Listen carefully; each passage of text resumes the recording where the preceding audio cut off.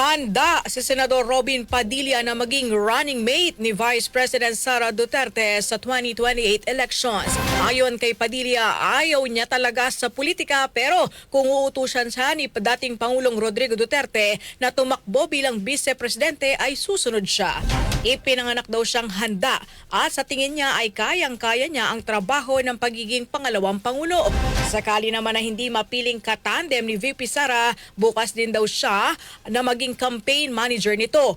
Una na pong pinalutang ng senador ang posibleng Sara ay may tandem sa 2028 pero kanyang lininaw na personal niya itong pananaw at hindi opisyal na posisyon ng kanyang partido.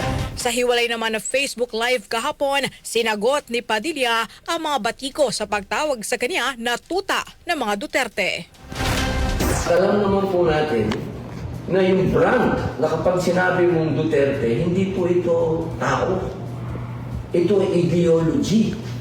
Pag sinabi po natin ideology, ito po yung tao na meron talagang pagbabago na dinala sa bansa natin at naramdaman natin lahat. Ngayon, kung tatanungin niyo po ako, kung hanggang saan ba yung loyalty na yun, hindi ko isasakripisyo kung anong interest ng bayan.